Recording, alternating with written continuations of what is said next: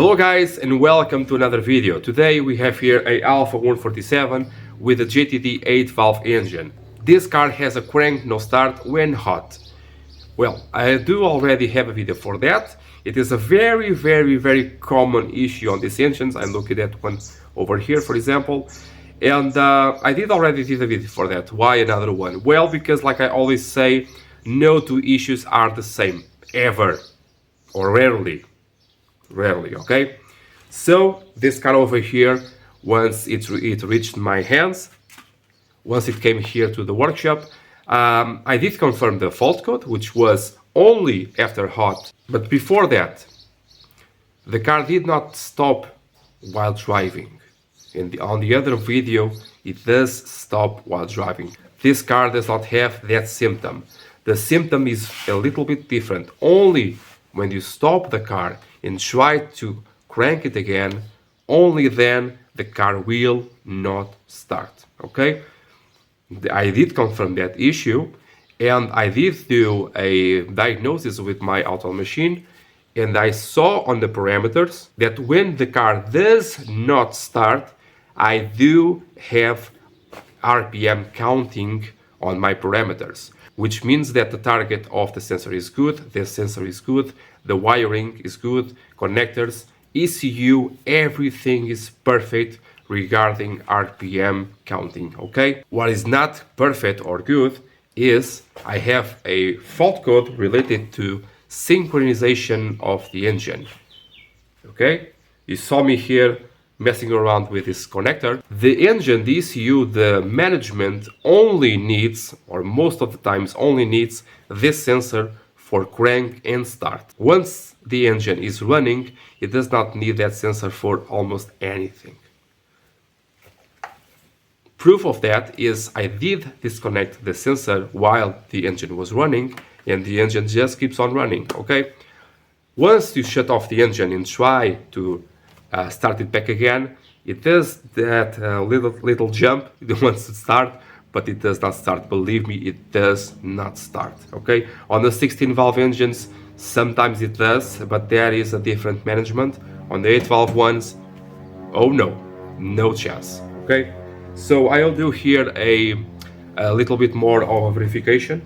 What I'll do here is to start the car, let it warm up quite a bit until I have no signal coming out here on this sensor, okay? Because this is an inductive sensor, it produces a small current, and I can measure that small current. Right now is between 0.0 to 15 volts. It's very small, okay, but it's there. And once it's not there, I'll connect again and try to see if it does not start or starts. If it doesn't start, it corresponds to and confirms a fault on the sensor. Now it's just a sensor. Why just not replace the sensor? Because this sensor on this engine is behind the timing components. I have to remove everything on the timing except the water pump to do the replacement of or the verification. So I really must be very sure of this issue. With this verification, I can tell you 98% that is the issue, okay? But I really want to make sure, because imagine this. I have a new sensor. The sensor 15 days later goes bad. What warranties can I give my supplier that my diagnosis is correct, everything is correct with the car, but the problem is with the new sensor, okay? I have to have the most information possible. About the procedure of replacement of this sensor, I do have a video for that. It is on the video for the timing belt of these 8 and 10 valve engines. The JTD ones, sometimes multi-jet. The names do not matter, like I told you on other video. But with that, I will show you really in place how to remove it, how to replace it, how to adjust it, and how to see if the target where the sensor reads, if that's good, because sometimes to take out the target, which is the crankshaft, which is the camshaft pulley itself, that can be damaged. So physically damaging the sensor. Another thing that can and will damage the sensors is oil leaks. I already told you about that on the video for the timing. You have to insert the seal awkwardly inwards. It is very inwards. It seems to be out of place, but it is not. It has to be all the way to the end of the hole, so the keyway of the camshaft does not eat away the seal. Okay, so let's do here our measurements and confirm or not the problem.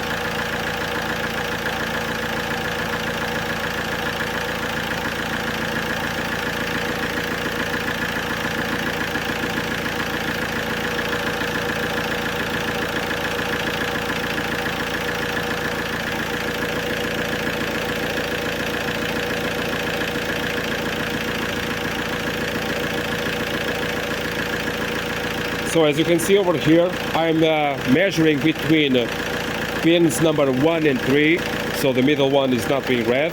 Then I have over there 0.025, 0.30.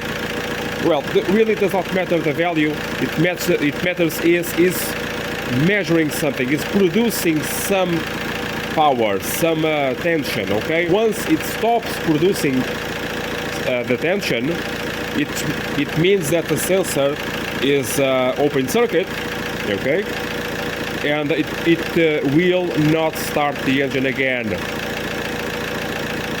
So let's just wait a bit for it to warm up and then see what's what.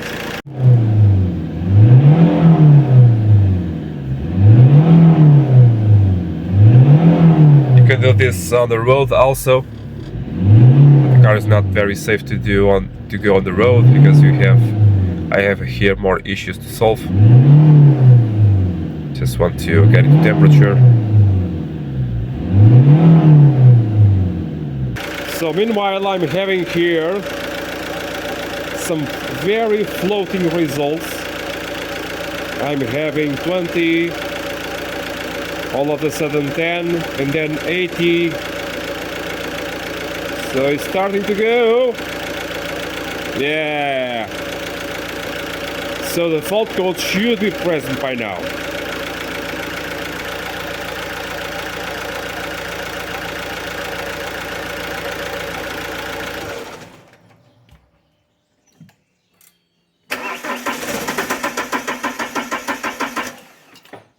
Here you go. Time to do the timing. You can refer to that video down in the description, okay?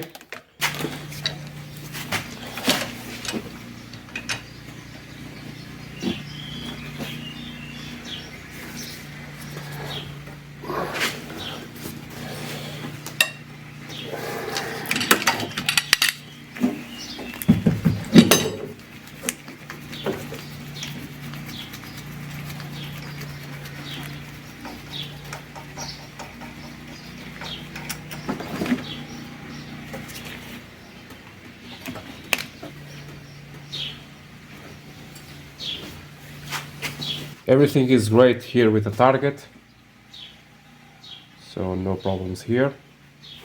The other sensor appears to be recent. Then again, the same story that I was talking about earlier. If you have a problem with a new sensor, you have to make sure how to test it. And this is a recent one. So we did test it, and it is bad. Also over here, the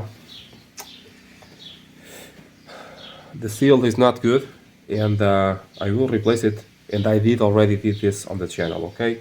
This timing job was done recently as well, possibly here also with the sensor, just to make sure, and they did as it should, but unfortunately the sensor is not good. Also I have here a problem with my tensioner for the serpentine belt, and the pulley for the alternator is locked, cannot be. as you know by now. And this tensioner must be only Lyco brand, cannot be any other thing. This one again has a INA one. I like INA where it's supposed to be, like on the alternator pulley, for example, but it cannot be on the tensioner. That being said, you should only replace your tensioner. This one is locked in place, almost locked. The tension cannot be done correctly.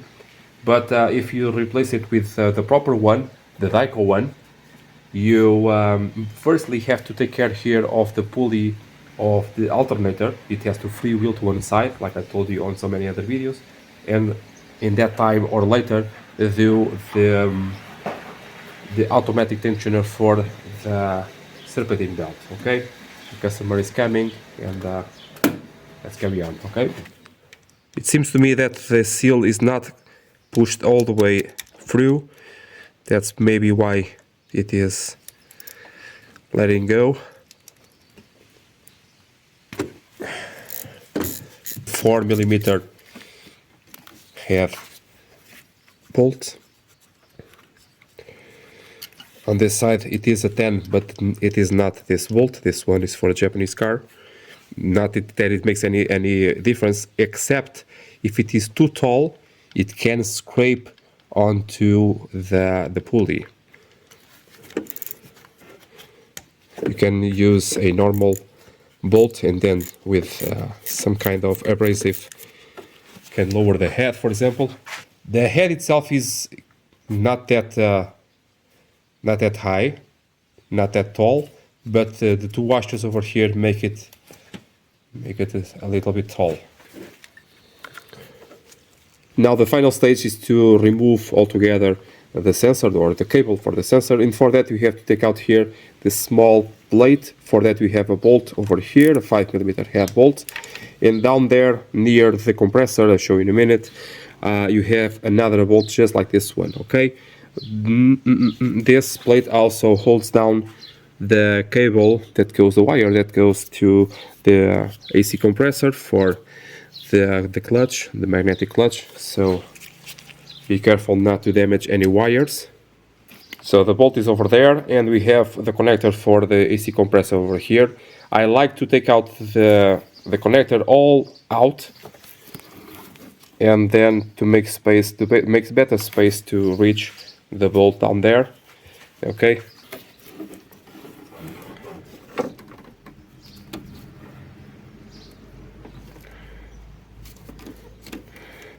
Sometimes it's not possible, other times it is.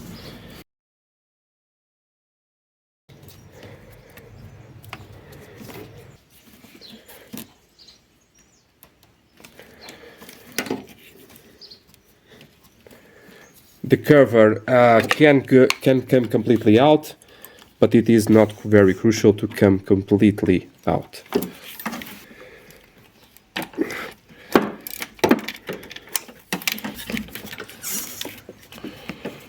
Take out the bolt a little bit more or completely, and in this way here you have your cam sensor still attached to the connector. Here we have the cam sensor out, and let's just wait for another one, the new one, and assemble everything. So I've been noticing a big tendency of buying cheap parts from major web stores like Autodoc, for example. I do not know if this is the case, but it surely smells like it. It has no engravings whatsoever. It has nothing to speak of a brand or a mark or nothing. So when you are buying these types of parts, if you have the notion that this is a very intense job, it is a very laborious job, very important too, because it involves the timing belt, make sure to use quality parts. Make sure where you buy the parts they give you some warranty, because now you have to do this job again and again and again. In this sensor, it's not all that bad. Maybe it malfunctions every 10 years or so, and this is almost new, so really no good. Really no good. Okay, so I'll go talk to the customer to see if he wants to repair this oil leak, if he wants to repair that tensioner, the pulley, and some other stuff that I saw. I will wash some parts and wait for the new sensor, okay?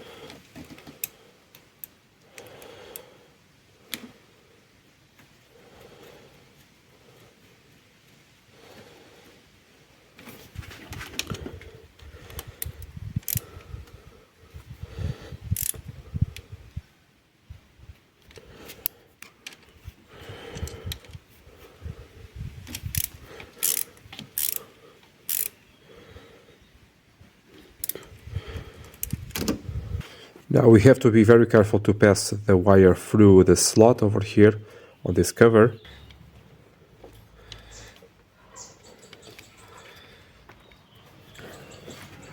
At the same time making sure that during the assembly the cable will not be damaged. It's good. Very good.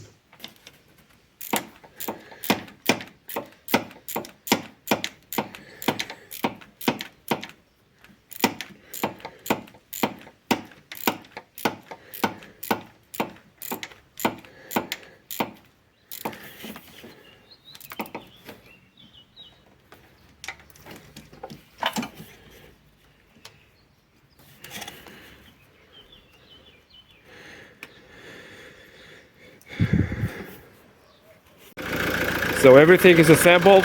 I already did a test drive for about 15 minutes, 20 minutes on the road. Over here it is running a little bit more just to warm it up a bit because my thermostat over there is not working great. So really to test this out the most that I can so I can guarantee the customer that the problem is in fact solved or not, okay? I do have another issues here with the car, but I already informed the customer, and that's it for now. Let's see if the car will restart.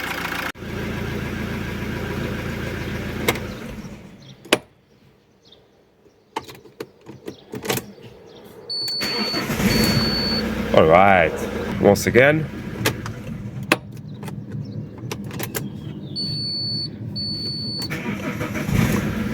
Okay, very nice. The battery is a little bit low. I did already charge it, but the quality of it is starting to sag.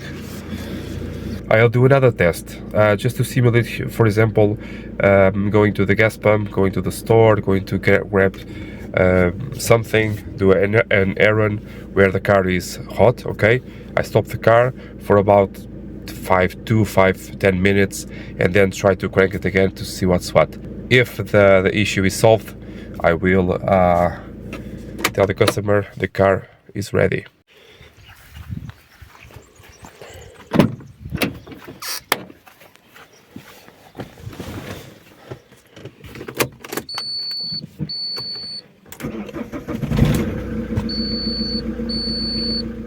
And again, guys, if you need more videos for crank no start, crank no crank and no start, lack of power or no power at all, brakes, suspension, a lot of stuff that can and will be useful for you is down on the description. You just have to open the description a little bit more and see the links that I have for you down there, okay?